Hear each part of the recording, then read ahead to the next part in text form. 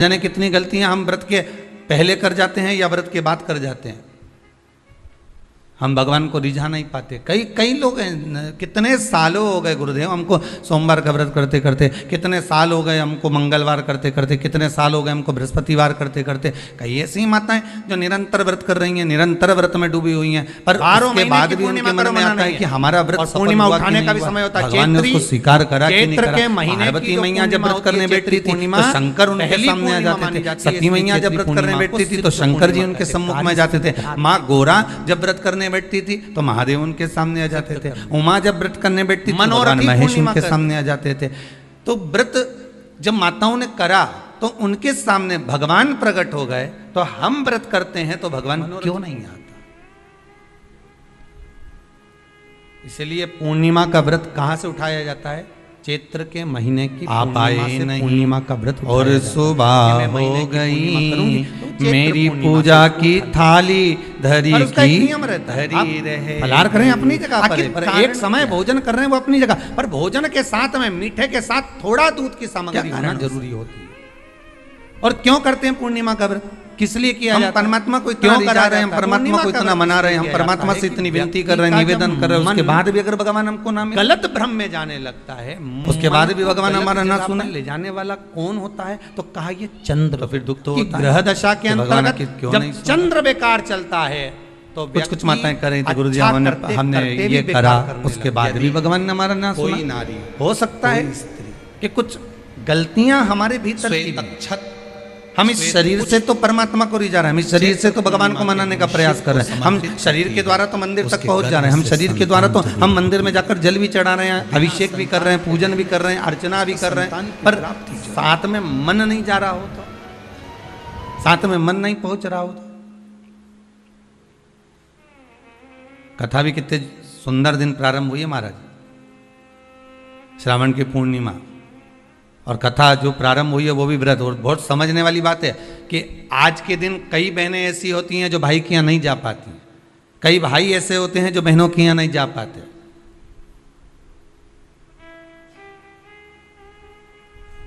तो क्या इनका संबंध समाप्त हो जाएगा? अरे बोलो तो जम के नहीं। जितने लोग आस्था के सामने कथा सुन रहे हैं बोलो जरा कि अगर बहन भाई के यहाँ नहीं जाएगी और भाई बहन के यहाँ नहीं जाएगा और उनका आपस में तिलक नहीं हुआ, रक्षा सूत्र नहीं बंधा उनका, तो क्या संबंध समाप्त हो जाएगा? नहीं।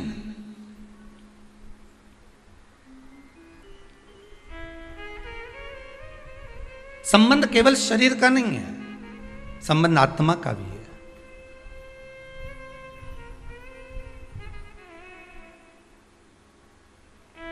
एक व्यक्ति अपने नगर में निवास करता था, रहता था, और बड़ा सुंदर भाव से वह निवास करता था। अब एक समझने वाली बात है, देखिए, शरीर का पाप कर्म और मन का पाप कर्म दोनों को देखिएगा। वो अपने गांव में, नगर में निवास करता,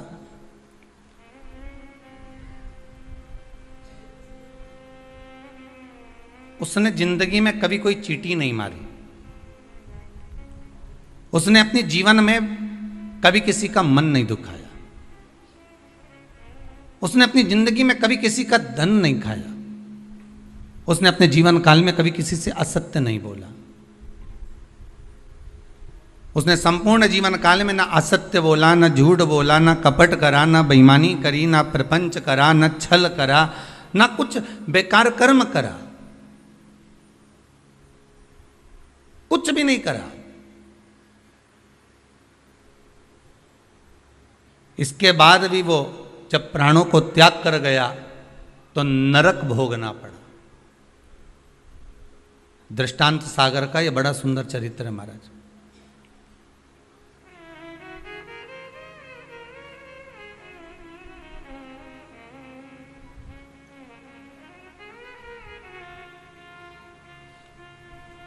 नरक भोग रहा है। ऊपर गया, चित्रगुप्त महाराज बैठे थे, इसके पाप गिना रहे थे, तो देवऋषि नारद का वहीं पर आगमन हुआ। श्रीमन नारायण, नारद जी ने तो पूछ लिया संत के मन में अगर कोई प्रश्न आता है तो संत तुरंत पूछ लेता है कि आखिर कारण क्या है। भगवंत के मन में अर्थात भक्त के मन में भी कोई प्रश्न आता है तो वो भी पूछ लेता कारण क्या है। तो देवऋषि नारद ने पूछा कि ये कारण बताओ कि इसने ना कभी चोरी करी, ना कभी कपट करा, ना कभी बेईमानी करी, ना कभी प्रपंच करा, ना कभी किसी को धोखा दिया, ना किसी का धन खाया, ना किसी का वैभव खाया, ना कभी मुख से अपशब्द कहा, फिर आखिर बात क्या है कि इसको इतने सारे नरक क्यों भोगना पड़ रहे हैं। 94 नरकों में से कम 50 नरक में तुमने इसको डाल दिया।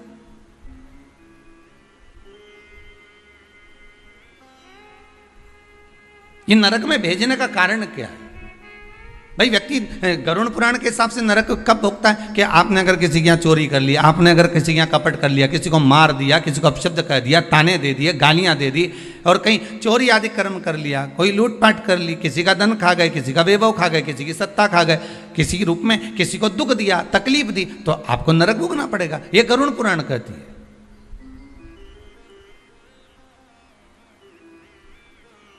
तो देवऋषि नारद ने पूछ लिया चित्रगुप्त महाराज से, धर्मराज से, ये बताओ कि इसने ये कुछ करा है क्या? तो क्या कुछ भी नहीं करा। इसने अपनी स्त्री को हाथ उठाया क्या? नहीं। इसने अपने बच्चों से कुछ कहा क्या? नहीं। बच्चों ने इसको कुछ कहा क्या? नहीं। इसने अपने माता पिता की सेवा नहीं करी क्या? करी। सब कुछ करा इसने। फिर नरक किस लिए दिया गया? नरक का कारण क्या है? क्यों नरक भेजा जा रहा है? व्रत शिव महापुराण का सबसे पहला सूत्र आज आप अच्छे से समझ लेना तो आपको पूरी व्रत की महत्वता समझ में आ जाएगी कि हम व्रत करते हैं और भगवान सुनता क्यों नहीं है। बस इस सूत्र को पकड़ लीजिए। दृष्टांत सागर का ये चरित्र अगर आपके जीवन में बैठ गया तो बाकी की शिव पुराण पूरी आपको समझ में आ जाएगी कि व्रत की मूलता क्या है।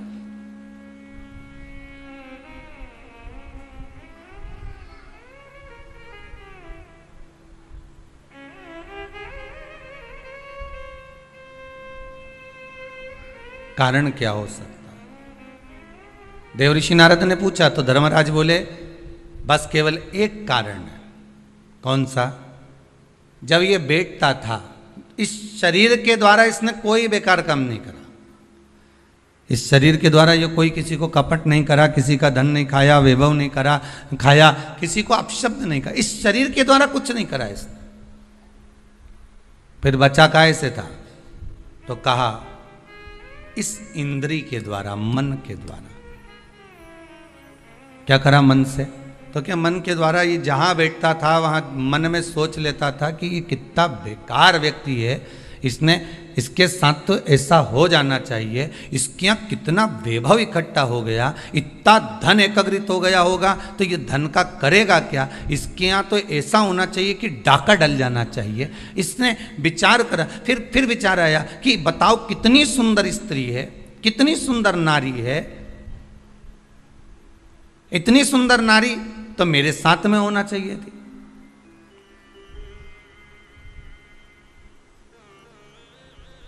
इसकी कितनी प्रॉपर्टी है, कितना वैभव है इसके पास में, कितना धन है इसके पास में। कुछ ऐसा हो जाए कि इसका धन संपूर्ण मेरा हो जाए, इसका पूरा वैभव इतना जितना इसका धन है ये सारा के सारा मेरा हो जाए। अब बोलो शरीर से कुछ कर रहा है क्या वो?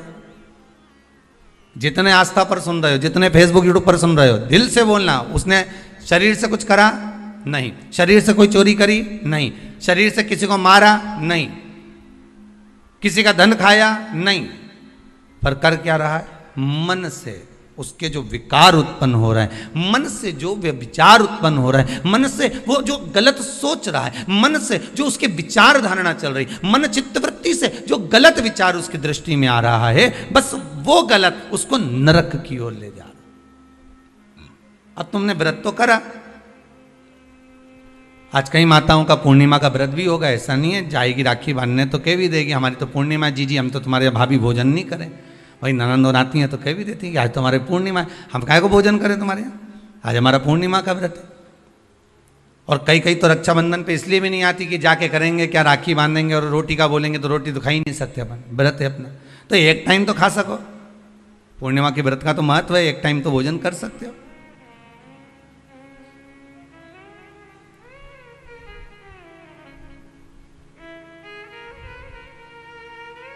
अब तुमने व्रत तो करा, खूब जोरदार व्रत करा, सुबह से लेकर शाम तक कुछ नहीं खाया, कुछ भी नहीं खाया, पर ये मन बार बार अगर दौड़ कर कहीं चले गया, डब्बे में सब लोग भोजन कर रहे थे और सभी लोग प्रसाद को पा रहे थे, सभी लोगों के मन में भाव आया कि कितना सुंदर भोजन बना है, आज तो बाफला एक नंबर का बना है, आज बाटी तो बहुत जोरदार बनी। अब तुमने बनाई तो जीजी के लिए ही थी, ननंद के लिए थी, घर में बेटी के लिए थी, और आज तो मेहमान आया ना, भांजा ने भांजी ने सबके लिए बनाया, और मालूम पड़े ननंद आके कह दे कि नहीं हमारा तो आज श्रावण की पूर्णिमा का व्रत है, आज हम कुछ खाएंगे ही नहीं। अब तुमने बाटी तो बना दी, बाफला तो बना दिया, पूरन पोली तो बना दी, तुमने आज आलू बड़ा तो बना दिया, सब्जी पकौड़ा मंगोड़ा सब बना दिया तुमने, पर बेचारी वो बहन भले राखी बांध रही है, भले वो माँ आई हुई है, उसका व्रत भी है, पर उसकी जो मन है ना थोड़ा सा वो बाफले में तो जरूर जाए, वो बाटी में तो अटकेगा थोड़ा ना। अब आई और माँ भी कह रही है, बार बार मम्मी कह रही है, बार बार माता जी कह रही है, अरे बेटा ले ले एक व्रत छोड़ दे, ले ले थोड़ा, या तू एक टाइम खा लेती यहीं, तो मन में भी सोच के बैठी, हाँ विचार तो है कि एक टाइम खाना तो है, तो घर जाके खाऊं कि यहीं खाऊं, अरे यहीं खा लूंगी मना नहीं है, पर बाफला पूरा ठंडा हो जाएगा ना शाम तक तो। अब चित्तवृत्ति में तो अब वो बाफला ने बाटी ने मंगोड़ा ने आलू बड़ा ने सब अटका हुआ है, वो हृदय चित्त में राखी जरूर बांध रही है, पेड़ा भी खिला रही है, सब कुछ आरती भी उतार रही है, सब कुछ करे, पर चित्त वृत्ति तो वहीं अटकी है ना उसकी।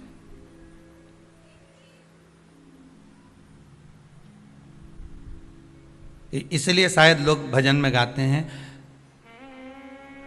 इसलिए कहते होंगे कि श्री बांके बिहारी लाल गोपाल मन रखियो तेरे चरणन में, मन रखियो चरणन में, तन रखियो श्री वृंदावन। बस अर्थात शास्त्र कहता है कि इस मन को, इस चित्त को, इस वृत्ति को ले जाओ भगवान के चरणों की ओर, इस मन को ले जाओ भगवान की ओर।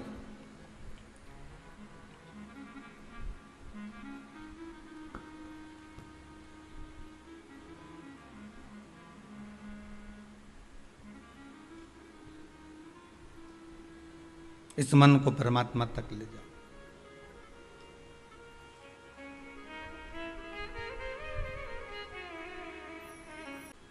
कई लोग ऐसे भारी भारी व्रत करते हैं, शरीर को कष्ट देते हैं। किसको कष्ट दे रहा है?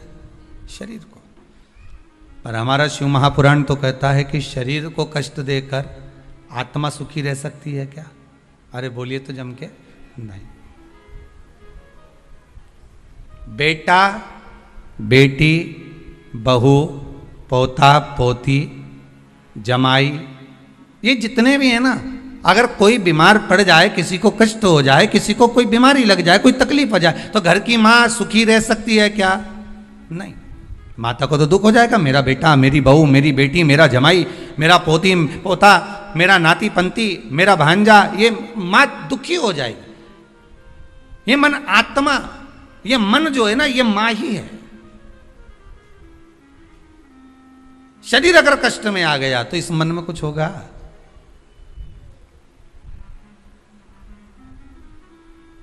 शिव पुराण कहती है बहुत अलमस्त रेखा। यहां तक आपको पहले भी कथा में कहा, वल्लभ कुल की एकादशी करो, भले बकरी जैसे चरो, पर एकादशी करो। बार बार क्यों कहते हैं इस बात के लिए कि आप ज्यादा भूखे रहकर और बहुत शरीर को कष्ट देकर, मालूम पड़े शुगर और बीपी ऊंचा नीचा हो जाए और तुम हॉस्पिटल में पड़ी रहो, तो फिर उस व्रत का कोई मूल तत्व रहेगा क्या? नहीं। आत्मा का व्रत मूल है, मन का व्रत मूल है।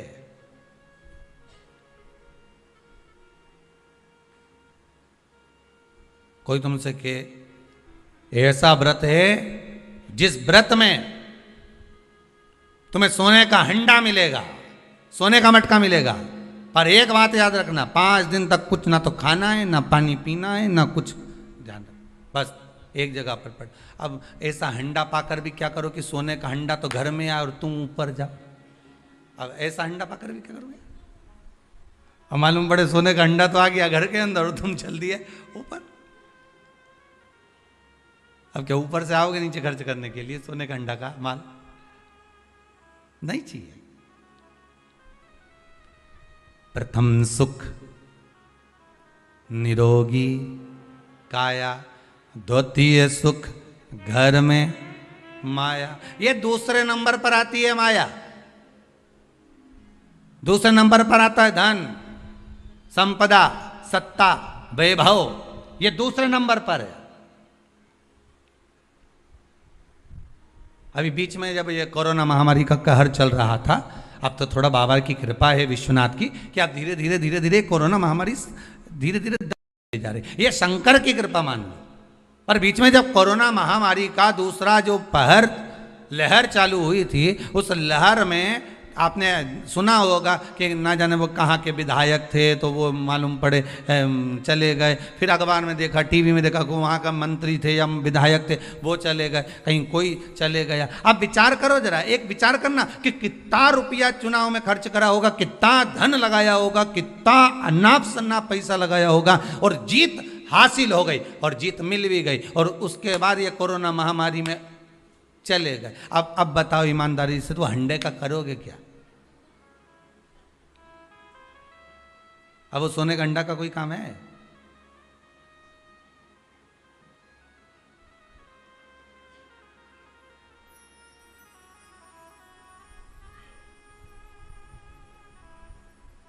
वो एक गीत है ना, वो पहले शादी में चलता था कि सारी की सारी तैयारी रह जाती, मानो उनका एहसान कि यमराज को ना कह दी। नहीं तो मालूम पड़े सब जोड़ के रखा, धन वैभव संपदा सत्ता सब आ गई तुम्हारे पास में, और मालूम पड़े इतने में वो हाँ करके भेज दे यमराज को, जा उठा ला और सब धरा की तरह रह जा। क्या करो उसका? फिर वो वैभव, वो धन, वो दौलत, वो संपदा, वो सत्ता का क्या करोगे?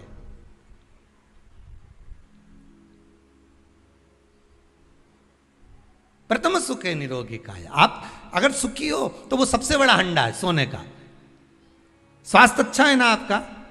कोरोना महामारी के अंतर्गत बीमार होने के बाद भी, कोरोना महामारी आने के बाद भी, इतनी बड़ी बीमारी ने घेर लिया, हर तरह से आपको निचोड़ लिया, उसके बाद भी अगर भगवान की कृपा से, शंकर की करुणा से, कृपा से, मेरे विश्वनाथ, मेरे कुबेर भंडारी की दया से, मेरे महाकाल राजा, मेरे विश्वनाथ की कृपा से मोहल्ले तक कोरोना आ गया, गली तक पहुंच गया, सोसाइटी तक पहुंच गया, बिल्डिंग में नीचे ऊपर तक पहुंच गया, और तुम्हें भी हो गया और तुम बच गए। उसके बाद भी बच गए। ना पलंग मिल रहे थे, ना दवाई मिल रही थी, ना इंजेक्शन मिल रहे थे, ना वेंटिलेटर मिल रहा था, ना ऑक्सीजन मिल रहा था। उसके बाद भी अगर तुम बच गए हो तो ये कोई दूसरा बचाने वाला नहीं, तुमने जो भजन किया था, कृपा उस भजन की हो गई, करुणा उस भजन की हो गई, दया उस भजन की हो गई। जो आप बच गए हो, ये उसकी कृपा से बचे, ये उसकी कृपा है। वो कहते हैं ना, मनुष्य कर्म करने में तो मनमानी कर सकता है। मनमानी आप कर्म करने में कर सकते हो, मैं तो ये करके रहूंगा, जाओ, क्या कर लोगे? क्या बिगाड़ लोगे मेरा? आप अपना कर्म करने में तो मनमानी कर सकते हो, पर उस कर्म का भोग भोगने में मनमानी कर सकते हो क्या? नहीं, वो तो फिर जो लिख दिया है उसको तो भोगना पड़ेगा। जो कर्म का फल मिल रहा है उसको तो भोगना है, उसमें कोई मनमानी नहीं है। भाई आप यहाँ चॉइस ला सकते हो कि मेरे को ये खाना है, मेरे को ये पहनना है, मुझे ये करना है, पर ऊपर जाने के बाद कोई चॉइस चलेगी क्या? नहीं, मैं तो एसी का रूम में ही सोऊंगा, बेकुंठ में ही सोऊंगा, नहीं जाना मुझे नरक। मैं झगड़ा करके बता दे, जा लड़।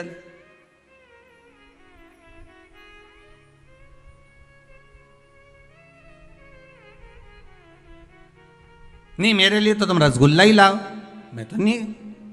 अब अभी तो आज बहन राखी बांधने आई होगी तो भाई उन भी कह दे, डब्बा लाई क्या मिठाई का? कौन सी लाई? बंगाली लाई कि कौन सी लाई? बता जरा है कि मावा की लाई, कौन की दुकान से लाई? बता, उसका नाम भी बता।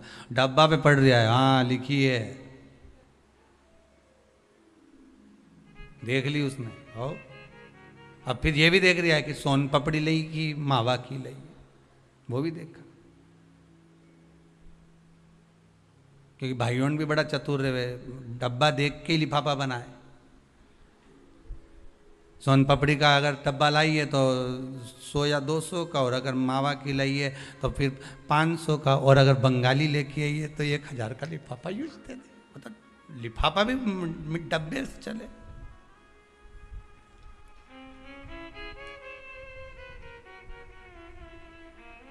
और वो फिर बहन लेके आती है ना, नारियल लाती है, श्रीफल, श्रीफल गोला नहीं, नारियल का सूखा गोला नहीं, क्या लाती है? श्रीफल। गोला तो आजकल फैशन का हो गया, नारियल का गोला तो फैशन है, क्योंकि नारियल लेके जाएंगे, नारियल 10 रुपए का है, भाई को लगना चाहिए कि कोई वीआईपी चीज लाई, इसलिए नारियल का गोला लिया। पर यहाँ कहीं पुराण में कहीं लिखा हो नहीं कि नारियल का गोला दिया था लक्ष्मी जी ने राजा बलि को, या इंद्राणी ने इंद्र को रक्षा सूत्र बांधा था तो उसमें नारियल का गोला दिया था। यहाँ कहीं लिखा हुआ तुम कहीं पढ़ो तो मुझे जरूर भेज देना रहे हो। उसमें श्रीफल, जिसमें जल हो, पानी हो, और पानी वाला फल जब हाथ में देकर रक्षा सूत्र बांधती है बहन, तो भाई का भी घर भरा रहता है और बहन का भी घर भरा रहता है। भाई का भी घर भरा और बहन का भी, जिसमें जल भरा हो, जिसमें पानी भरा हो, वो श्रीफल होना चाहिए। और गोला रखो, मना नहीं है। तुम्हारा मन कर गया कि गोला लेकर आई हूं कि भाभी 2-4 दिन खा लेगी, छोरा छोरी खा रहे, टोरा टोरी खाएगा, हाँ तो रख दो तुम, मना नहीं है। तुम जो दो तो गोला बाद में दे दो, पर हाथ में जब रक्षा सूत्र बंधे, जब राखी बंधे, तो तुम्हारे हाथ में श्रीफल होना चाहिए, नारियल होना चाहिए। क्यों? पहले की कथा में आप स्मरण करेंगे, जो हमने मुंबई में स्कंद पुराण वाची थी, उसमें वर्णन किया था। श्रीफल कार्तिकेय बाबा का प्रतीक है, श्रीफल संत का प्रतीक है, स्कंद का प्रतीक है। आप नारियल का गोला दो, 50 बार दो, 10-10, 20-20 गोले दे दो, 50-50 गोले दे दो, मना नहीं है, हैं? 2-4-8 झोला भर के दे दो, हम वो भी मना नहीं करे, 1 बोरा भर के दे दो, उसका मना नहीं। पर श्रीफल की मूलता है, यहाँ नारियल का जो श्रीफल है उसकी मूलता है। और कितनी सुंदर बात है, नारियल जो बहन भाई को देती है, श्रीफल हाथ भरा हुआ रखती है, भाई को बहन जब श्रीफल देती है तो भाई वही श्रीफल अपनी बहन को कुछ दक्षिणा अर्थात कुछ रुपया रखकर, कुछ भेंट रखकर, कुछ स्वरूप रखकर, जब बहन इतनी दूर से आई वही श्रीफल भाई फिर बहन को दे देता है, ये ले तू दे जा, तू रख ले। पर बहन उस श्रीफल को लेकर नहीं जाती है। बहन क्या कहती है? नहीं नहीं तुझे रखना पड़ेगा, तू रख। तो 2 चीज में से जब श्रीफल भाई भेंट रख कर देता है अपनी बहन को, तो बहन श्रीफल वहीं भाई के घर छोड़ देती है, भेंट का कुछ भाग लेकर चल देती है। ये बहन का प्रभाव। रक्षा सूत्र को लोगों ने बिगाड़ दिया आज के जमाने में, तो रक्षाबंधन का भी महत्व लोग नहीं जानते कि कैसे रक्षा सूत्र बनना चाहिए, कैसे रक्षाबंधन होना चाहिए, उसका भी विशेष महत्व होता है भाई, उसकी भी मूलता होती है। और एक बात कहूंगा आज रक्षाबंधन पर, आपको अच्छी लगे तो आप स्वीकार करना, ना लगे तो आप छोड़ देना। वैसे भी सीहोर वाला महाराज ताड़ी ताड़ी बोले ही बोले है, उसमें क्या दिक्कत? तो बोलने में तो कोई पीछे हटूंगा नहीं। एक निवेदन आप सबसे करूंगा, आपको अच्छा लगे अपने जीवन में उतारिएगा, ना लगे कोई बात नहीं, छोड़ दीजिएगा, पर उतारना जरूर। बहन से प्रॉपर्टी के चक्कर में कितना भी झगड़ा चल रहा हो, बहन का भाई से एक मकान के चक्कर में कितना भी झगड़ा चल रहा हो, संपदा के चक्कर में कितना भी झगड़ा चल रहा हो, तो भी निवेदन करूंगा, बहन और भाई तुम खूब लड़ो प्रॉपर्टी और जमीन के लिए, पर रक्षाबंधन के दिन कम से कम एक दूसरे के नहीं भी जाओ तो फोन लगाकर जीजी और बहन भाई से, भाई बहन से एक बार तो बात कर लो, क्योंकि धन अपनी जगह रह जाएगा साहब, वहां धन नहीं जाने वाला, आपका व्यवहार जाने वाला है, आपका प्रेम जाने वाला है। माना उसने कुछ भी करा हो, अदालत में केस लगा दिया हो, 25 केस चल रहे हो अदालत में, 50 बार तुम्हें पेशी पर जाना पड़ रहा हो, 50 बार झगड़े हो गए, 50 बार तलवार लेकर खड़े हो गए, डंडे लेकर खड़े हो गए, एक दूसरे को मारने को तैयार हो गए, पर निवेदन है, एक माता के गर्भ से तुम जन्मे हो, कम से कम उस माता के दूध का फर्ज अदा करो। और एक बार कितना भी झगड़ा हुआ हो, इस आस्था चैनल के माध्यम से आज रक्षाबंधन के दिन भले राखी बंधवाओ मत बंधवाओ, पर एक फोन लगाकर तो पूछ लो, जीजी कैसी है, कब आएगी बता। या बहन भाई को कह दे रे कैसा है, भूल गया क्या मुझे, भाई भी कह दे, लड़ाई की बात मत करना, आज के दिन बस प्रेम की बात करना कि कम से कम बहन का फोन तो आया। मेरा मन कहता है, मेरा दिल कहता है कि शायद दिवाली पर जितनी आतिशबाजी नहीं हुई होगी, उतनी आतिशबाजी आपके दिल में होगी कि जिससे केस चल रहा है वो फोन लगाकर पूछ रहा है कि भाई ने पूछा बहन से, बहन ने पूछा भाई से, कैसे हो, भाभी से बात कर लो, थोड़ा बच्चों से बात कर लो। माना अदालत में देखा जाएगा, लड़ाई झगड़े सब होंगे, सब कुछ होगा, कौरव और पांडवों की कथा तो देखो रे कितनी सुंदर है।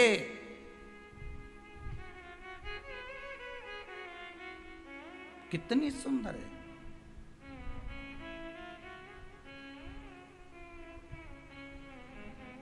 पांडवों की बहन सुभद्रा राखी बांधने कौरवों को जाती है, कौरवों की बहन राखी बांधने के लिए पांडवों को जाती है। जरा विचार करिए,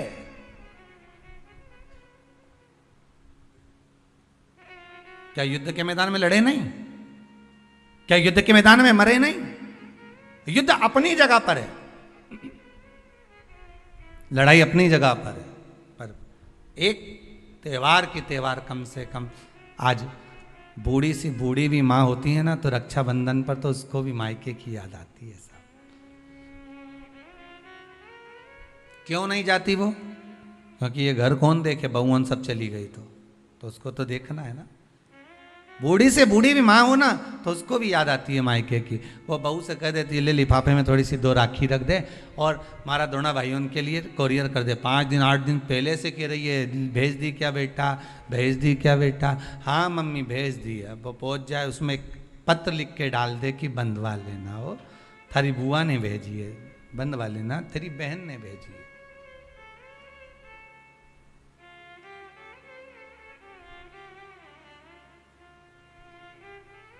झगड़ा अपनी जगह पर चलने दो साहब, लड़ाई अपनी जगह पर चलने दो साहब, विवाद अपनी जगह पर चलने दो साहब, पर इस दिल को, इस मन को एक बार तो लेकर जाओ। मत जाओ तुम राखी बंधवाने, मत जाओ तुम राखी बांधने, पर फोन तो लगा लो। एक बार तो दिल से कह सकते हो कि कैसी हो, भले कितना झगड़ा, कितना लड़ाई, कितना विवाद क्यों ना हो। अच्छा लगे तो आप अपने पास रखना, बुरा लगे तो छोड़ देना, हो कोई बात नहीं। और दोनों के मन में ये बात भी नहीं आना चाहिए जब फोन लगाएं तो कि समझौते के लिए लगाया होगा या धन के लिए लगाया होगा। ये भी मन में भाव मत लेकर आना, वो तो इसलिए लगाया है कि सियोर वाला महाराज बोला है। वो तो शंकर जी आज्ञा कर रहे हैं। शंकर शिव पुराण से व्रत शिव महापुराण की कथा आज श्रावण के इस पूर्णिमा के दिन रक्षाबंधन पर जो प्रारंभ हुई है, हो सकता है ना जाने कितने भाई बहन इस कथा के माध्यम से वापिस जुड़ जाएं, उसकी प्रसन्नता रहेगी साहब। आप कर लो एक बार,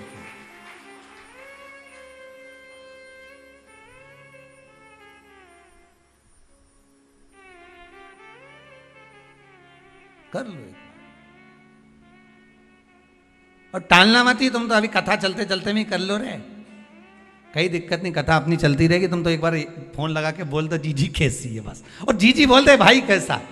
जिसके यहाँ झगड़ा हो प्रेम, बस एक बार फोन लगा के बस कथा होती रहेगी। ये तो चलेगी 2 बजे से 5 बजे तक, तुम इसकी चिंता मत करो। तुम तो लगा लो, आज अपन त्योहार ही मना ले आज अच्छा से, तुम तो लगाई।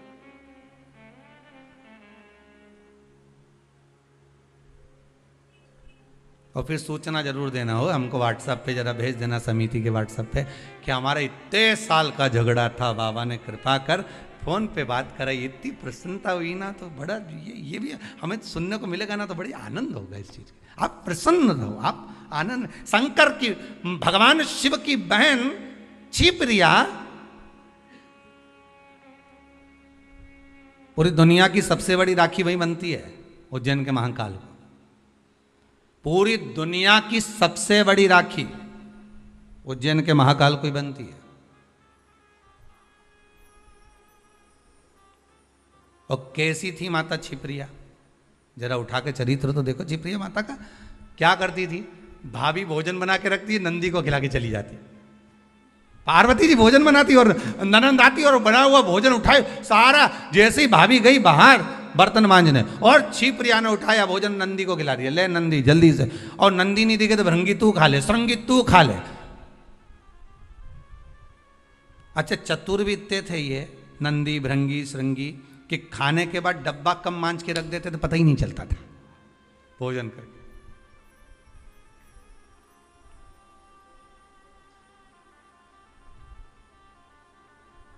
पर भाभी की कितनी बारंबार परीक्षा माता छिप्रिया ने ली। माता छिप्रिया ने कितनी बार छिप्रिया ने परीक्षा ली है, भगवान शिव की भी और साथ में भाभी की भी, पार्वती मैया की।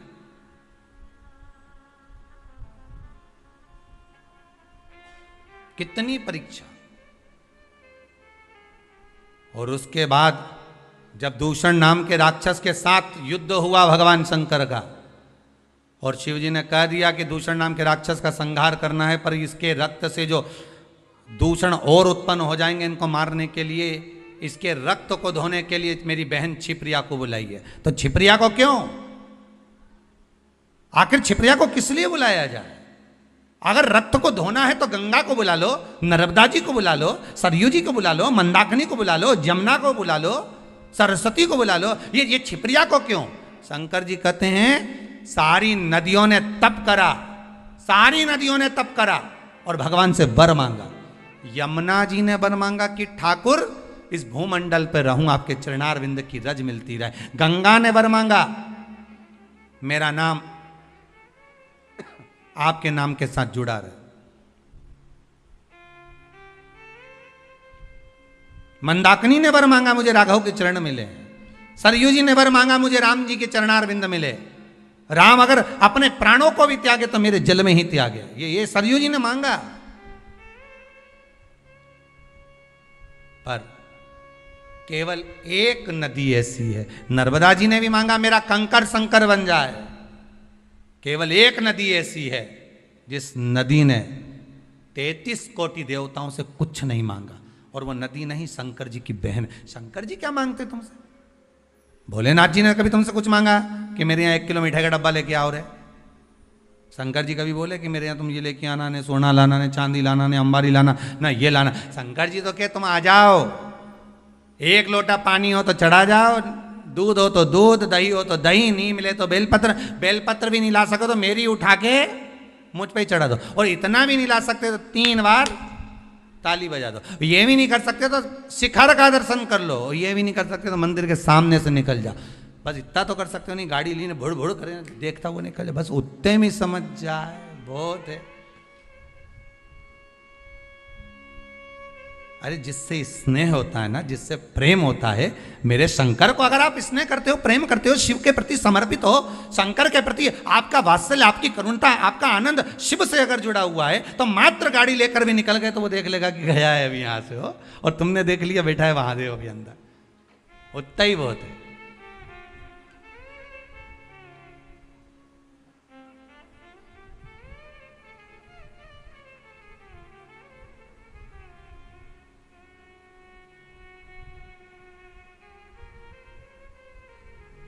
बहुत उत्तम, उसमें मिल जाएगा। एक वो कथा कहती है ना कि नियम अगर धारण करा है तो कुछ ना कुछ तो मिला है।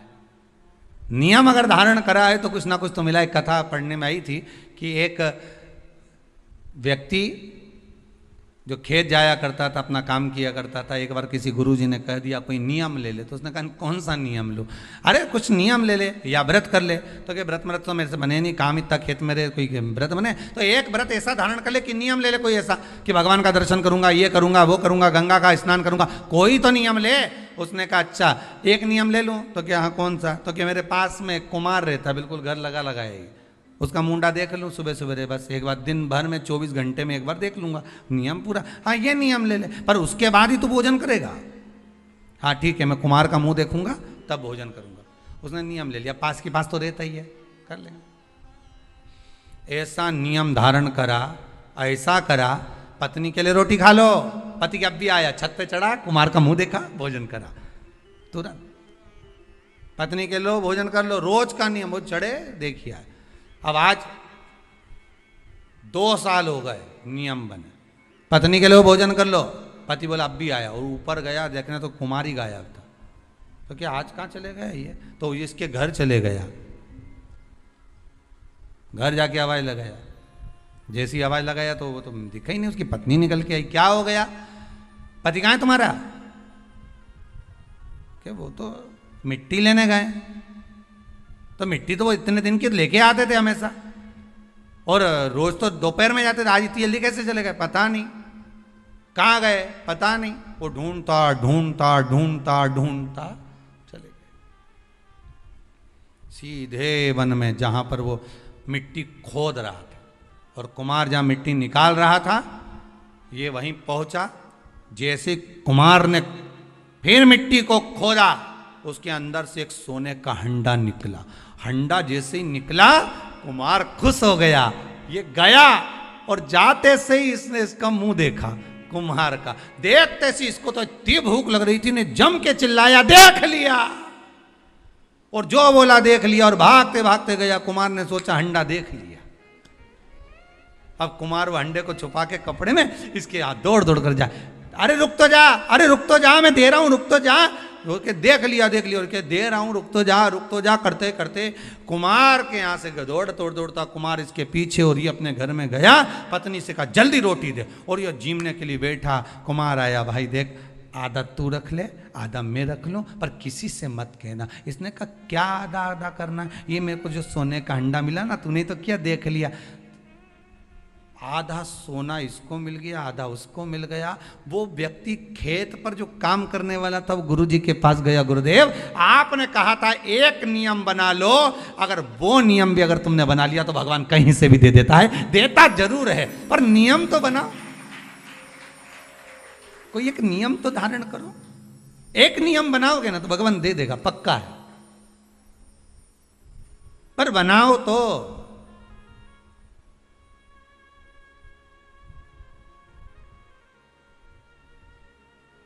इस कहानी को एक बार चंडीगढ़ में बोला था, तो वहां पर एक माता जी उठ के बोली अगर हम झगड़े का नियम बना ले तो हमने कहा ये बनाने की जरूरत का है झगड़े का नियम, ये तो बना बनाया है रोज का ही, प्रतिदिन का ही, अब इसको बना के क्या करोगे? है इसको बनाओगे भी तो क्या करोगे? नियम बना लिया है, व्रत वास। आखिर ये छिप्रिया ने शंकर भगवान की बहन छिप्रिया, आखिर इसकी इतनी बलता कैसे आ गई, इतनी प्रबलता कैसे आ गई? लोग गंगा महारानी को ज्यादा पूछें, यमुना जी को पूछें, नर्मदा को पूछें, सरयू जी को पूछें, मंदाकिनी को पूछें, पर छिप्रा की महत्वता इतनी कैसे आ गई? तो कहा ये कोई साधारण नहीं है। गंगा का जल उलाते तब ये दूषण नाम के राक्षस का जो रक्त है उसको धोते, या यमुना जी को सरयू जी को बुलाकर धुलवाते, पर मेरी बहन छिप्रिया आएगी, जल के वेग में आएगी, उसको ही क्यों? तो कहा उसने आज तक कुछ नहीं मांगा, कुछ भी नहीं। कितना सुंदर संवाद है। आज रक्षाबंधन पर छिप्रिया का चरित्र बहुत ध्यान से सुनना। उज्जैनी जाओ ना तो महाकाल की नगरी में, तो छिप्रा का दर्शन कर कर आया करो। उज्जैन महाकाल की नगरी में जब जाओ तो माता छिप्रा का दर्शन करो कि ऐसी बहन नहीं मिलेगी जिसने अपने भाई से कभी कुछ नहीं मांगा, और उल्टा अपने भाई के लिए जब देख लिया कि दूषण नाम के राक्षस ने 84 रूप रख लिए हैं, तो क्या करूं मैं, करूं क्या। शंकर भगवान के सामने खड़ी हुई छिप्रिया कहती है मुझे आने में देरी हो गई भैया, तो चिंता मत कर, मैं तुझे 84 टुकड़े में काट देती हूं। अपना जल का रूप रखा, 84 टुकड़े में माता छिप्रिया ने अपने भाई भगवान शिव को बांट दिया। शंकर जी 84 महादेव हो गए। पूरी दुनिया में केवल एक उज्जैनी ऐसी है जहां पर 84 महादेव हैं। पूरी दुनिया में केवल एक भूमि उज्जैनी नगरी, महाकाल की नगरी ऐसी है जहां पर 84 महादेव विराजमान है, और वो भी माता छिप्रा की देन। छिप्रिया, मैं तेरे को 84 रूप दे देती हूं भैया, 84 रूप देती हूं तेरे को, तो चिंता मत कर, जा और जाकर दूषण नाम के राक्षस का संहार करो। प्रभु भगवान शिव ने 84 रूप रखे और दूषण नाम के राक्षस का संहार करा। ये बहन होती है जो भाई से कुछ मांगती नहीं है,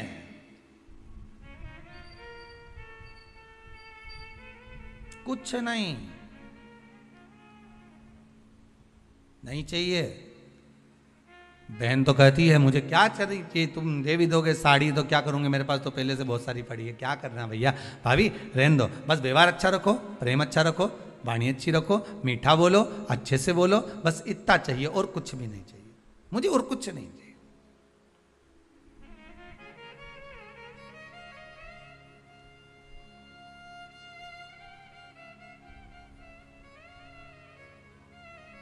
बहुत निवेदन है, बहुत निवेदन। रक्षाबंधन के आज के इस भाव को पहचानिएगा जरूर। लेन देन से कुछ नहीं होता, लेना और देना तो अपनी जगह पर होता है, लेन देन से कोई मतलब नहीं, मतलब है केवल प्रेम से, केवल इसमें।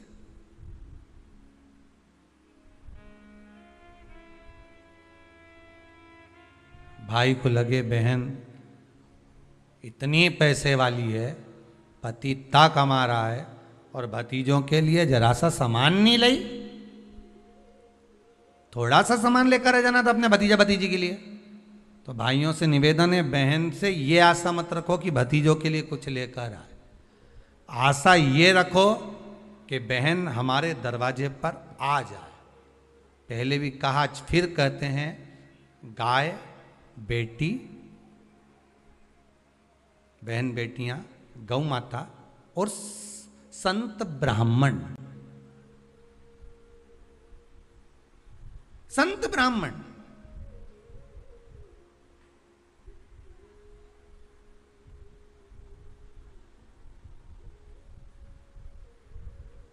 गाय बेटी और संत ब्राह्मण, ये तीनों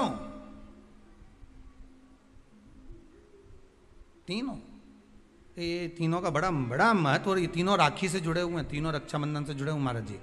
आज के दिन बहन तो भाई को राखी बांधती है, अपनी जगह पर है, पर आपने कथा में सुना होगा इंद्राणी ने भी इंद्र को रक्षा सूत्र बांधा था गुरुदेव के कहने पर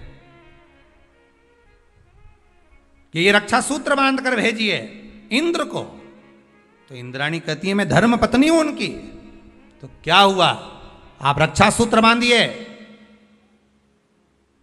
अगर धर्म पत्नी रक्षा सूत्र नहीं बांध सकती तो यहां शास्त्र कहता है इंद्राणी ने इंद्र को युद्ध में विजय होने के लिए दिया था, रक्षा सूत्र बांधा था, स्वयं गुरु खड़े हुए।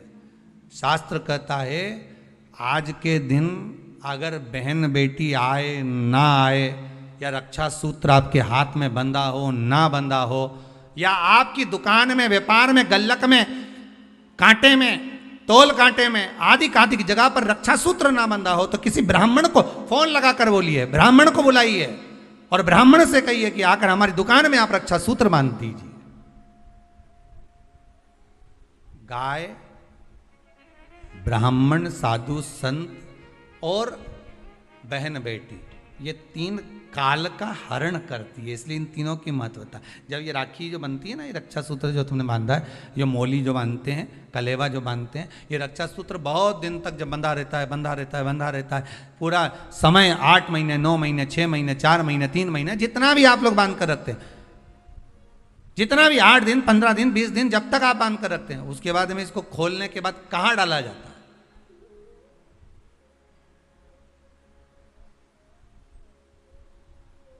कहां दिया जाता है इसको?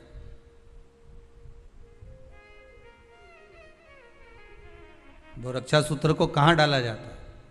तो कहते हैं जिस स्थान पर गाय को बांधा जाता है, जिस स्थान पर गाय को बांधा जाता है, उस स्थान पर इस रक्षा सूत्र को ले जाकर एक और किसी भी खूंटे से गाय के, या गाय का जो ग्वाड़ा होता है, गाय जहाँ बंधती है, उस स्थान पर कोई कील लगी हो, कोई खूंटा लगा हो, उससे इस रक्षा सूत्र को खोलकर बाद में बांध दिया जाता, वहां रख दिया जाता। क्यों, किस लिए रखते हैं, क्यों जोड़ा गया इसको? हिंदू धर्म में रक्षा सूत्र को गाय से क्यों जोड़ा गया? उसका कारण केवल इतना है कि गौ माता, जब तक आपने रक्षा सूत्र बांधा, इसके बाद रक्षा सूत्र आपने अगर गौ माता के उस ग्वाड़े में कहीं ले जाकर बांध दिया है, दे दिया है, रख दिया है, 33 कोटि देवता गौ माता के भीतर विराजमान होते हैं, 33 कोटि देवता गौ माता के भीतर रहते हैं। और केवल ये जो ये गाय जहां बंधती है, गौशाला जो होती है ना, गाय जहां बनती है, जहां पर गौ माता निवास करती है, हम तो कहते हैं लोग वृंदावन किससे मिलने जाते हैं? जम के बोलिए जरा, भगवान कृष्ण से, ठीक है? और भगवान कृष्ण किसको चराने जाते हैं? गौ माता। मतलब तुम कृष्ण जी के पीछे और कृष्ण जी गौ माता के पीछे। क्यों? तो उसका सीधा सीधा प्रसंग है कि गाय के ग्वाड़े में, गाय के उस आंगन में, गौशाला आदिक में जहां गाय बनती है, उस जगह पर अगर आपने रक्षा सूत्र बाद में बंधने के बाद 8-15 दिन, महीने बाद, 2 महीने, 4 महीने, 6 महीने, 8 महीने के बाद में आपने वहां बांध दिया, रख दिया, तो जिसके हाथ में बंधा होता है उसकी रक्षा स्वयं गौ माता में विराजमान 33 कोटि देवता करते हैं। उसकी रक्षा का सूत्र फिर वो संभालते, फिर वो आपके नहीं, फिर वो संभाले। कोई बड़ा काल आ रहा है, कोई बड़ा एक्सीडेंट होने वाला है, कोई ग्रह बेकार हो गया, उसको फिर संभालेगा कौन? वही गौ माता। गाय, बेटी और संत, ब्राह्मण, साधु, सन्यासी, तपस्वी, साधक, उपासक, ये संभाल लेते, ये संभाल। एक नियम ले लो, कोई भी एक साधना, एक व्रत करो, मना नहीं, पर शरीर से नहीं। कहा इसको नरक क्यों भेज रहे हो? इसने क्या कर दिया ऐसा नरक भेजना पड़ रहा है? क्यों भेज रहे हो? किस लिए भेज रहे हो? कारण क्या है? क्या? तो कहा कारण केवल एक ही है, शरीर। केवल एक कारण है, शरीर से तो कुछ नहीं करा, पर मन विचलित हो गया, मन चला गया। और जब मन विचलित हो जाता है, तुम हाथ से, शरीर से भले कुछ करो ना करो, यहां तक शिव पुराण की कथा कहती है कि मंदिर में जाकर आप लोटा भर के पानी भी नहीं चढ़ाओ और मन से कह दो कि आज मैं भगवान शंकर को हृदय से, मन से, भाव से, आज मैं शिव को गंगा का जल चढ़ा रहा हूं, आज मैं शंकर भगवान को छिपरा का जल समर्पित कर रहा हूं, आज मैं नर्मदा जी का जल चढ़ा रहा हूं, आज मैं सरयू जी का जल चढ़ा रहा हूं, मन से कह दिया आपने, भगवान ने उसको स्वीकार कर लिया और आपको पुण्य भी मिल गया। हम तो आप